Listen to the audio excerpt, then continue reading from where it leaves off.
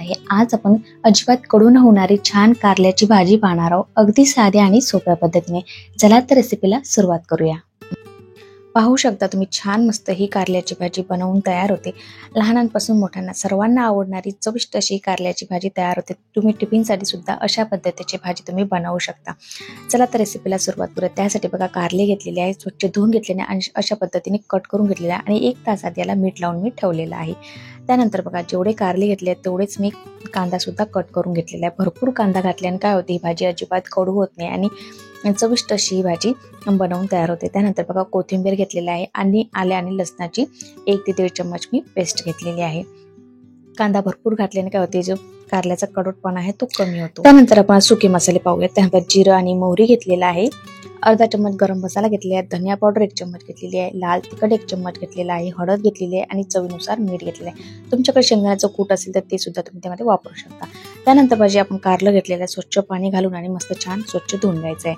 बघा, अशा पद्धतीने कारलं आपण स्वच्छ धुवून घेतलेलं, कारलं मऊ सुद्धा होतं आणि मस्त त्यातला जो कडवटपणा आहे तो सुद्धा कमी होऊन जातो. बघा, अशा पद्धतीने आपल्याला कारलं छान व्यवस्थित धुवून घ्यायचं आहे.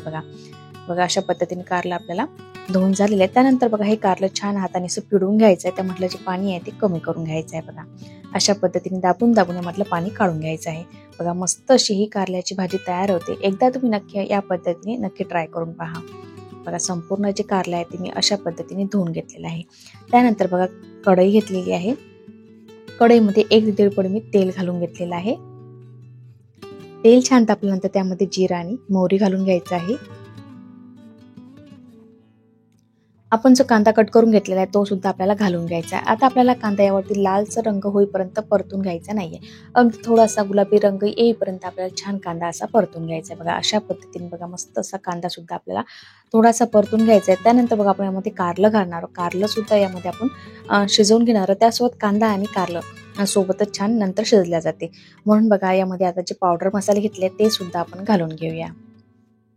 बघा, आता पावडर मसाला सुद्धा आपण या कांद्यामध्ये परतून घेऊया. बघा, पावडर मसाले छान परतून झाल्यानंतर आपण जे कारलं घेतलेलं आहे ते आपण यामध्ये घालून घेणार आहोत. बघा, कारलं आता व्यवस्थित घालून घ्यायचं आहे आणि या मसाल्यामध्ये छान परतून घ्यायचं आहे. बघा, आता ही भाजी आपल्याला मंद आचेवर छान शिजवून घ्यायची आहे.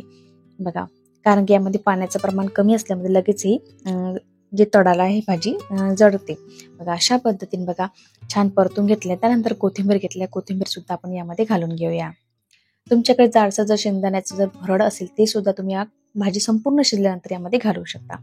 त्यानंतर बघा, मंद आचेवर आपण 5 ते 7 मिनिटे भाजी झाकून ठेवणार आहोत. मध्ये मध्ये झाकण काढून ही भाजी अलट पलट करायची, नाही तर ही भाजी लगेच जळू शकते. बघा, अशा पद्धतीने बघा, मस्त असं हे कारल्याची भाजी साध्या आणि सोप्या पद्धतीने बनवू शकता तुम्ही. पाहू शकता तुम्ही, मस्त असं ही कारल्याची भाजी तयार झालेली आहे आपली. रेसिपी तुम्हाला आवडली असेल तर लाईक, शेअर आणि सबस्क्राईब करायला विसरू नका आणि कमेंटद्वारे नक्की कळवा की रेसिपी तुम्हाला कशी वाटलेली आहे. संपूर्ण रेसिपी बघितल्याबद्दल धन्यवाद. लगेच भेटूया नवीन रेसिपीसोबत. तोपर्यंत बाय बाय.